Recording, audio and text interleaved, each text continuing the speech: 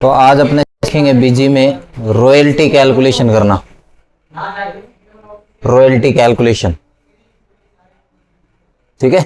तो इसके लिए हम अकाउंट्स में जाएंगे, रॉयल्टी पे जाएंगे। अब इसके आगे देखो कोई कॉन्फ़िगरेशन नहीं आ रहा है इसकी तरह ही ये भी एक प्रकार का कमीशन होता है, लेकिन रॉयल्टी दिया जाता है कोई कंपोजर को। समझे? नहीं है समझ में? मतलब कोई चीज डेवलप की है, कोई चीज बनाई है, जैसे कोई सॉन्ग प्रोड्यूस किया है किसी ने, कोई धुन बनाई है, कोई बुक बनाई है, ऐसे। तो उसको उसका मेहनताना मतलब रॉयल्टी, कमीशन है एक प्रकार का, वो उसे दिया जाता है। कमीशन नहीं बोल सकते, रॉयल्टी है एक प्रकार। तो इसे ऑन करने के बाद आपने मास्टर में आना है, यहां पे आ जाएगा ऑथर ऐड। अब आपने यहां पे रॉयल्टी जिसको देनी है, जिसने कोई बुक बनाई है या कोई सॉन्ग प्रोड्यूस किया, जिसको आप सेल कर रहे हो, उससे आपको पैसे मिल रहे हैं, तो उसमें से उसका कटआउट कितना है वो देना होता है। तो मैं यहाँ पे कोई भी एक नाम लिख लेता हूं। मैंने लिख लिया इसमें राकेश स्वामी, ये राइटर है, ठीक है। कनेक्ट अकाउंट, तो इसके आगे कनेक्ट करना है अकाउंट। अकाउंट F3 दबा करके अकाउंट क्रिएट करेंगे। ये भी हम राकेश स्वामी, तो इसके आगे लिखा देते हैं कि ये कौन है, राइटर है। ग्रुप सन्ड्री क्रेडिटर, क्योंकि इससे कोई सर्विस ले रहे होते हैं किसी से भी, तो वो सन्ड्री क्रेडिटर के नीचे आता है, ध्यान रखें। F2 प्रेस करते हुए F2 सेव, ये हमने सेव कर दिया।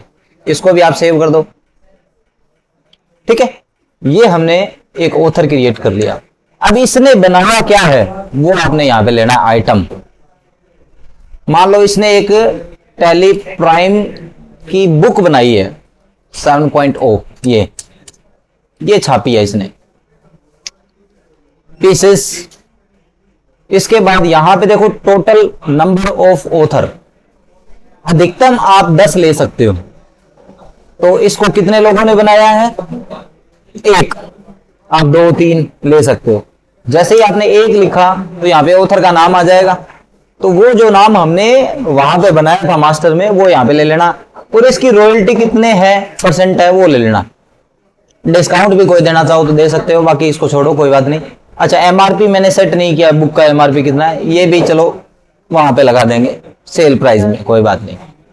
अब हम सेल कर रहे हैं प्रोडक्ट को, तो मेन इस तारीख को कोई 25/4 को मान लो मैं कैश में ये टैली की बुक बेच रहा हूं। कितनी? 100 किताबें बेची। रेट मैंने बेच दिया 250 रुपए के हिसाब से बेचा है, ठीक है। F2 प्रेस किया, F2 सेव। कोई यहां पे ऑथर का नाम नहीं लेना है अपने को। हमने जो ऑथर का नाम है यानी जिसको रॉयल्टी देनी है उसका नाम हमने आइटम के अंदर पहले से ही जोड़ दिया है, बस। अब दूसरा देखो, मैं एक और बेच रहा हूं, एक बिल और काट रहा हूं इसका। 250 बुक बेची इस बार मैंने, और ये मैंने 190 के हिसाब से बेच दी मान लो। सेव। अब महीने के एंड में हमें जो रॉयल्टी होती है वो रिलीज करनी होती है, वो पे करनी है। तो सबसे पहले हमें रॉयल्टी कितनी बन गई उसकी एक वाउचर पोस्टिंग करनी है। तो यहां पर देखो रॉयल्टी कैलकुलेशन आ रहा है, 1 ऑथर सेल वैल्यू के हिसाब से, सेल डिटेल। ऑथर का नाम लिखना है अपने को। 1 तारीख से 30 तारीख तक मैं देखना चाहता हूं कितना माल बिक गया इसका। तो यहां पे ये बता रहा है कि टोटल 350 क्वांटिटी सेल हुई है। 10% के हिसाब से 7250 रुपए इसकी रॉयल्टी बनती है। अब यहां पर आने के बाद आपने F4 की प्रेस करनी है। F4 यानी एक जनरल एंट्री पोस्ट करनी है। ये आप F4 की से भी कर सकते हो और डायरेक्ट जनरल वाउचर में जाकर के भी कर सकते हो। तो यहां पर आपने क्या करना है, सीरीज ले लेते हैं। मेन 30 तारीख ले लिया। यहां पे रॉयल्टी का अकाउंट लेना है, तो ये खर्चे के नीचे होना चाहिए, इनडायरेक्ट एक्सपेंस के नीचे। मैं ले लेता हूं उसको कमीशन ऑन सेल। सेल के ऊपर जो कमीशन बन रहा है, या रॉयल्टी ऑन सेल बना लेना नया नाम। आप यहां पे F3 दबा करके खाता क्रिएट भी कर सकते हो, जैसे रॉयल्टी ऑन सेल, ये ले लिया। किसके नीचे आ जाएगा? इनडायरेक्ट एक्सपेंस के नीचे आ जाएगा, ये इनडायरेक्ट एक्सपेंस के नीचे लेना है और इसे सेव कर दो। सेव। ये हमने एक वाउचर पोस्टिंग कर दी, यानी 7250 रुपए राकेश स्वामी के जमा कर लिए हमारे पास।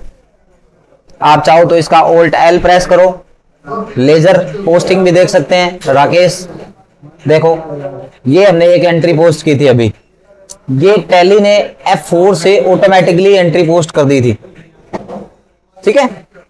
अब हमें ये रॉयल्टी पे करनी है, तो पेमेंट वाउचर ऐड करेंगे।